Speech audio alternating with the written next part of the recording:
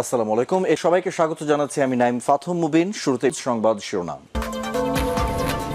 বাংলাদেশের সর্বশেষ গুরুত্বপূর্ণ আপডেট সংবাদে আপনাকে স্বাগত। শুরুতেই সংবাদ শিরোনাম, পরে বিস্তারিত।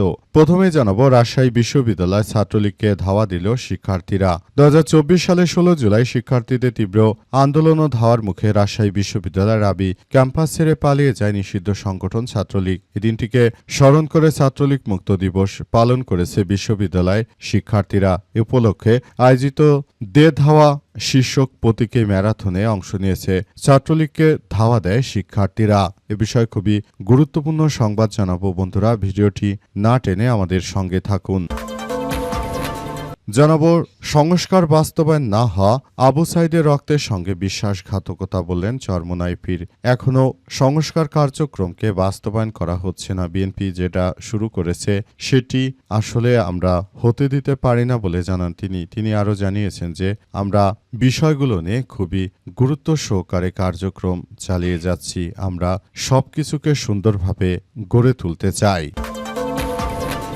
এদিকে ভোলায় জোয়ারে ঘরের সামনে বুক সমান গলা সমান পানি, সীমাহীন দুর্ভোগ। অমাবস্যার অতি জোয়ারের প্রভাবে ভোলার বিচ্ছিন্ন মনপুরা উপজেলার মেঘনা নদীর পানি বিপদসীমার উপর দিয়ে প্রবাহিত হয়ে মানুষের ঘর বাড়ি ডুবে গলা সমান জোয়ারের পানি হয়ে গিয়েছে। এই ঘটনায় সবাই ছোট ছোট বাচ্চাদেরকে নিয়ে রাস্তায় দাঁড়িয়ে গলা সমান পানি নিচে মানবেতর জীবনযাপন করছে।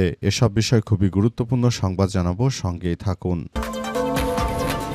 এরপর জানাবো, রথযাত্রা উদ্বোধনী অনুষ্ঠানে গিয়ে গুরুতর অসুস্থ মির্জা ফখরুল। বিএনপির মহাসচিব মির্জা ফখরুল ইসলাম হিন্দুদের রথযাত্রা অনুষ্ঠানে উদ্বোধন করতে গিয়ে গুরুতরভাবে অসুস্থ হয়ে পড়েছেন। বর্তমানে ফখরুলের অবস্থা কি সে সম্পর্কে এখন পর্যন্ত কোনো তথ্য জানা যায়নি। বর্তমানে তিনি আসলে কি করছেন এবং কি হতে চলেছে সেটি সম্পর্কে কোনো তথ্য জানা যায়নি। তবে বিএনপির মিডিয়া সেলের পক্ষ থেকে বলা হয়েছে যে তীব্র গরমে প্রচণ্ড অসুস্থ হয়ে পড়েছেন বিএনপির মহাসচিব মির্জা ফখরুল ইসলাম আলমগীর। এবং সর্বশেষ জানাবো, ব্রাজিলের পণ্যে 25% শুল্ক আরোপ করল যুক্তরাষ্ট্র। ব্রাজিল থেকে আমদানি করা অধিকাংশ পণ্যের উপর 25% নতুন শুল্ক আরোপ করতে যাচ্ছে যুক্তরাষ্ট্র। আগামী 22 জুলাই থেকে এই নতুন শুল্ক কার্যকর হবে বলে জানিয়েছে মার্কিন বাণিজ্য প্রতিনিধির কার্যালয় বা ইউএসটিআর। আজ এক বিবৃতিতে এই তথ্য নিশ্চিত করা হয়েছে। মূলত যুক্তরাষ্ট্রের প্রেসিডেন্ট ট্রাম্পের সঙ্গে ব্যক্তিগতভাবে সম্পর্ক খারাপ যাচ্ছে, তাই ব্রাজিলের প্রেসিডেন্ট ইনোসিয়েপ লুলা দা সিলভার সঙ্গে হঠাৎ করে এই ধরনের কার্যক্রম শুরু হয়েছে। প্রিয় দর্শক, এতক্ষণ শুনছিলেন সংবাদ শিরোনাম, এবারে বিস্তারিত। তবে তার আগে বন্ধুরা অনুরোধ থাকবে, এই সংবাদটিতে একটি লাইক দিন। এই চ্যানেলে আপনি নতুন হয়ে থাকলে আমাদের সংবাদটি দেখতে দেখতে চ্যানেলটি সাবস্ক্রাইব করে রাখুন। কমেন্ট করে বন্ধুরা আপনার মূল্যবান মতামত জানিয়ে দিন আপনি বিশ্বের কোন দেশ থেকে বা বাংলাদেশের কোন স্থান থেকে আমাদের সংবাদটি দেখছেন এবং শুনছেন। আর বন্ধুরা, সংবাদটি আপনার সোশ্যাল মিডিয়া ফেসবুকে শেয়ার করে বন্ধুদেরও দেখার সুযোগ করে দিন। গাজা যুদ্ধে আপনি যদি নিরীহ ফিলিস্তিনিদের ভালোবেসে থাকেন বন্ধুরা, কমেন্টে ইয়েস লিখে পুরো বিশ্বকে আমাদের এই তাজা আপডেটটি দেখার সুযোগ করে দিন। এবারে বিস্তারিত। রথযাত্রার উদ্বোধনী অনুষ্ঠানে গিয়ে অসুস্থ বিএনপির মহাসচিব মির্জা ফখরুল ইসলাম। বিএনপির মহাসচিব মির্জা ফখরুল ইসলাম আলমগীর তিনি রথযাত্রায় গিয়ে হঠাৎ করে অসুস্থ হয়ে পড়েছেন। বর্তমানে তিনি শারীরিকভাবে অসুস্থ হয়ে পড়েছেন বলে জানা গেছে।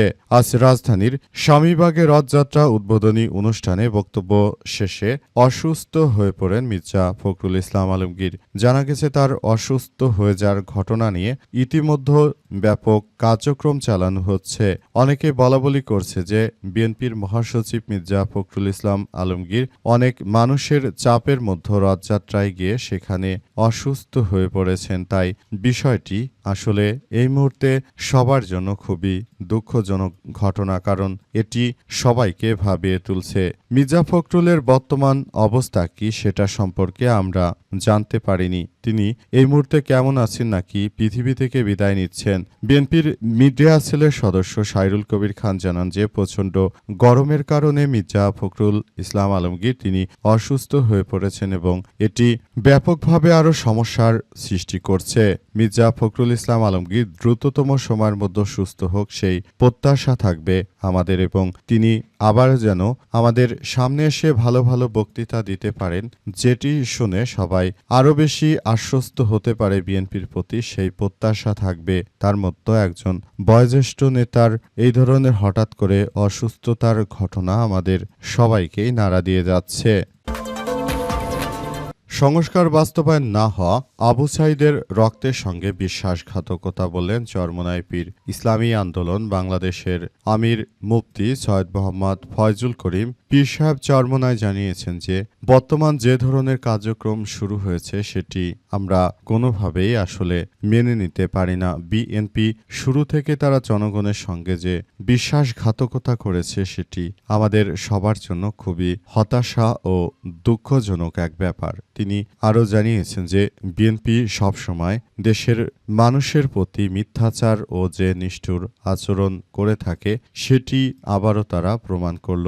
এই ঘটনার মধ্য দিয়ে বিএনপি আবারও দেশটাকে নতুন করে এক ষড়যন্ত্রের মধ্য দিয়ে নিয়ে যাচ্ছে। বর্তমানে তারা আসলে যে ধরনের কার্যক্রম শুরু করেছে সেটি আমাদের সবার জন্য অনেক বেশি দুঃখজনক ঘটনা, কারণ আমরা এই বিষয়টি কখনোই চাইনি। আমরা সব সময় কিন্তু নিজেদেরকে সুন্দর ও সমৃদ্ধির কার্যক্রমের মধ্যে আমরা নিয়ে যেতে চেয়েছিলাম, কিন্তু বিএনপি প্রতিটি জায়গায় জায়গায় তারা আমাদেরকে যে ভৎসনা এবং নিন্দার স্বীকার করেছে সেটি এখনো আবার প্রমাণিত হলো। তারা যে দেশের মানুষের সঙ্গে যে ধরনের কার্যক্রম চালাচ্ছে, সংস্কারকে তারা মানছে না, সেটি আমাদের জন্য অত্যন্ত দুঃখজনক এক ব্যাপার হয়ে দাঁড়িয়েছে। বিএনপির প্রতিটি পদক্ষেপকে আমরা অত্যন্ত লজ্জাজনক বলে আমরা মনে করি বলে জানান চরমোনাই পীর। এটি আমাদের সবাইকে আরও বেশি ভাবিয়ে তুলছে। আমরা বিষয়গুলো নিয়ে বিস্তরভাবে বলতে চাই যে এটি আমাদের সঙ্গে তারা বড় ধরনের এক ধ্বংসাত্মক কার্যক্রম চালালো। রাজশাহী বিশ্ববিদ্যালয়ে ছাত্রলীগকে ধাওয়া দিল শিক্ষার্থীরা। ২০২৪ সালের ১৬ জুলাই শিক্ষার্থীদের তীব্র আন্দোলন এবং ধার মুখে রাজশাহী বিশ্ববিদ্যালয়ের রাবি ক্যাম্পাস ছেড়ে পালিয়ে যায় নিষিদ্ধ সংগঠন ছাত্রলীগের নেতাকর্মীরা।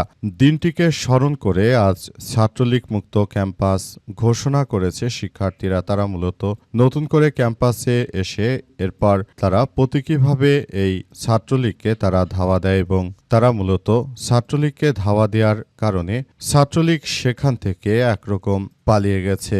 এই ঘটনাটিকে তারা স্মরণ করে রাখতে মূলত এই ধরনের কার্যক্রম চালাচ্ছে। শিক্ষার্থীরা জানিয়েছে যে তারা আওয়ামী দুর্বৃত্তমুক্ত যে ক্যাম্পাস গড়ে তুলেছিল সেই ক্যাম্পাসের প্রক্রিয়াকে তারা অগ্রযাত্রাকে সমানভাবে রেখেই তারপর এগিয়ে যাচ্ছে। বর্তমান সময়ে তারা আসলে সবকিছু খুব গুরুত্ব সহকারে দেখভাল করছে। বিষয়গুলো সবার জন্য অত্যন্ত গুরুত্বপূর্ণ একটি অধ্যায় হিসেবে দাঁড়িয়েছে। আমরা মনে করি এটি আমাদের সবার জন্য খুব গুরুত্বপূর্ণ একটি বিষয় এবং এটি শিক্ষার্থীরা আসলে যেভাবে কার্যক্রম চালাচ্ছে এর জন্য তাদেরকে ধন্যবাদ দিতে হয়, কারণ তারা নিজ উদ্যোগে স্বপ্রণোদিত হয়ে ক্যাম্পাসগুলোতে ছাত্রলীগ মুক্ত করার যে উদ্যোগ গ্রহণ করেছে সেটা সবার কাছেই প্রশংসনীয়। কারণ দীর্ঘ ১৭ বছর ধরে তাদের জুলুম ও নির্যাতনে সাধারণ শিক্ষার্থীরা তারা অতিষ্ঠ হয়ে পড়েছিল। শেষ পর্যন্ত এদের কার্যক্রম দেখে সবাই বিষয়গুলো নিয়ে খুব বেশি সচেতনতার মধ্যে রয়েছে এবং সবাই আবারও সেই দিনটিকে স্মরণ করে রাখতে আজ এই অনুষ্ঠানের আয়োজন করেছিল। অনুষ্ঠানে তারা ছাত্রলীগকে ধাওয়া দেয় এবং ছাত্রলীগের নেতাকর্মীরা মোটরসাইকেল ও হেলমেট পরে সেখান থেকে পালিয়ে গেছে। এই ঘটনায় শিক্ষার্থীরা উল্লাস শুরু করে এবং তারা বিষয়টি উল্লাসের সঙ্গে বন্ধুদের সঙ্গে তারা শেয়ার করতে থাকে এবং জানিয়েছে যে কিভাবে ছাত্রলীগ সেখান থেকে পালালো ধাওয়া খেয়ে সাধারণ শিক্ষার্থীদের। বিষয়টি সবার জন্য ছিল আজ অত্যন্ত খুশির। তবে ২০২৪ সালের এই দিনটি খুশির দিন ছিল না, তখন ছিল অত্যন্ত বেদনার, যখন ছাত্রলীগের হামলায় মারা যাচ্ছিল অসংখ্য শিক্ষার্থীরা। ভোলায় জোয়ারে ঘরের সামনে বুক সমান পানি, সীমাহীন দুর্ভোগ। অমাবস্যার অতি জোয়ারের প্রভাবে ভোলায় বিচ্ছিন্ন মনপুরা উপজেলার মেঘনা নদীর পানি বিপদসীমার উপর দিয়ে প্রবাহিত হয়েছে। এতে মনপুরা উপজেলায় নিম্নাঞ্চল প্লাবিত হয়ে গেছে। প্রায় 5.5 ঘন্টা পানিবন্দী থাকে 1,500 মানুষ। আজ বিকাল 3টা থেকে রাত 8টা পর্যন্ত জোয়ারের পানি রয়েছে। বর্তমানে জোয়ারের পানি কমে যায়, স্বাভাবিক হতে শুরু করেছে জীবনযাপন। তবে সবাই ঘর থেকে বেরিয়ে তারা রাস্তায় গলা সমান পানির মধ্যে দাঁড়িয়েছিল। সেখানে শিশুদেরকে তারা কোলে নিয়ে তারপর অনেকে দাঁড়িয়েছিল, অনেকেই আবার ঘরের চালের উপর বসেছিল। অবস্থায় সবাই মানবেতর জীবনযাপন করছে। শেষ পর্যন্ত পরিস্থিতি কোন দিকে যায় সেটি এখনো বোঝা যাচ্ছে না। সবকিছু আসলে সবার জন্য খুব দুঃখজনক এক ব্যাপার হিসেবে আবির্ভূত হচ্ছে। এই ধরনের জোয়ার ভাটার কারণে যারা বাংলাদেশের নিম্নাঞ্চলে বসবাস করে তারা সবাই ভুক্তভোগী হচ্ছে। তারা এমন ধরনের বিষয়গুলো ফেস করছে যেটা সবার জন্য খুব বেশি দুঃখজনক এবং এটি আমাদের সবাইকে আরো বেশি ভাবিয়ে তুলছে। বিষয়টি নিয়ে সবাই এখনই আরো বেশি সতর্কতার সহিত না থাকলে ভবিষ্যতে এমন জোয়ার আরো আসবে এবং সেই জোয়ারে আরো সবাই দুর্ভোগে পড়তে হচ্ছে। এবং এটি নিয়ে এখনই সবার যারা ওই এলাকার বাসিন্দা রয়েছেন তাদের এইসব বিষয় নিয়ে আরো ব্যাপকভাবে কার্যক্রম চালানো উচিত, যাতে করে আর কোনো ধরনের সমস্যার সৃষ্টি না হয়।